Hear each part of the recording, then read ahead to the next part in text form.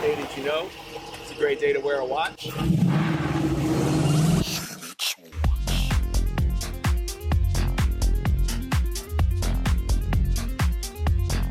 What's up, Schwartz Force? Welcome back to the channel. I got a surprise for you here today. This is, of course, an unboxing video. As you see in the description on the title of this video, this is a new Timex watch I came across. You know, Timex is one of those brands I just love that everyone can get into them. They're not super expensive. They do have some more, I would say, pricey pieces, but again, everyone can enjoy a nice, good Timex watch. This one I came across randomly on Amazon, and we're going to get into the unboxing here, and I'll show you everything that I liked about it, what caught my eye with it, and then of course we'll do a full review coming up here in the future. But real quick, in case if you're new to the channel, my name's Dave. May the Schwartz be with you, and hey, did you know it's a great day to wear a watch? Boom! Today I have on my Reissue FM201. This is an homage of the Nomos Tangente, and I have it on this Dasari croc leather strap in black. I just love the more muted, not necessarily high gloss finish on this leather, and pairs up nicely with that kind of dressy vibe on this piece. I've done a full review on the FM201, so if you haven't seen it yet, you can check it out up here. Great little watch. But let's go ahead and move forward with the unboxing. This is definitely a better boxing, I would say, than some of the cheaper Timex watches. I like that they also put the branding on the inside, and they even have it here on the edge. Just a nice little touch. Now, as you see here, you may recognize this. This is one of the Todd Snyder collaboration pieces, and my understanding, I don't know who Todd Snyder is. I gotta do some research before I do the full review. My understanding is that a lot of the Todd Snyder pieces working with Timex are gonna be vintage reissue, or kind of putting a spin on a vintage watch from Timex, and I really love this one. Recently, I did the Omega Seamaster Bond watch, and so when I saw the broad arrow, I think that's what really caught my eye. Not just the colors, but the overall layout and design of this watch, but that broad arrow there too definitely caught my eye. And you can see retail price on this thing was $138. Got the instruction manual down there, and it comes on a very nice little pillow here. So initial thoughts of this watch are, I like the simplicity of it. I like that there's no date complication, and everything contrasts really nicely on this particular dial. Now you will see on Amazon, for example, I'll put a link down below. You can see they have other color variations of this dial. You can go with the stainless steel case, black PVD coated case.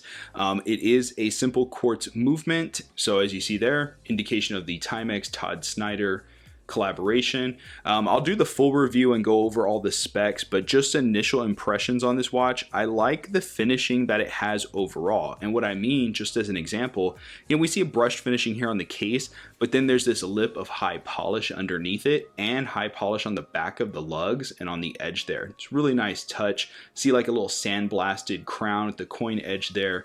So it definitely has that military field watch vibe to it. It is, of course, just a mineral glass crystal. It's a bit of a bummer. I would have liked to have seen sapphire. Who wouldn't? But looking at the dial, look at this thing. I love the colors. That creamy dial with the red just pops.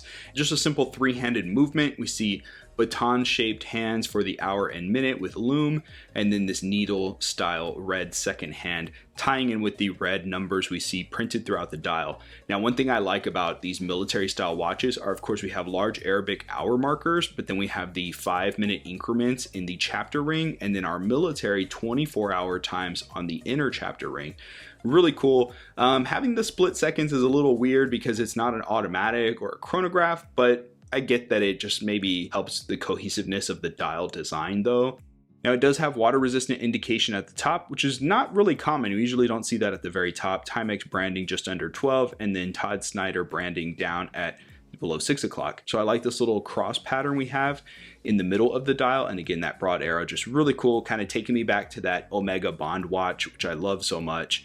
And here we see how the watch wears on my 7-inch wrist, plenty of space above and below that lug height there, which is great. Sitting on a NATO strap, it rises the case a little bit above the wrist. And then talking a little bit, touching on the strap just real quick. So we see this military green canvas style NATO. I actually like the hardware on the NATO. It's very thick stainless steel, and it is in high polish. Same thing with the Tang buckle branding there. Done really nicely in that high polish. But let me know what you guys think so far of this watch, just with the quick initial unboxing. Right now, I think this is on Amazon for about $90 to $100. They do have some of the other color options as low as, I want to say, $40 $3 or so, around 50 or 60 for some of the others.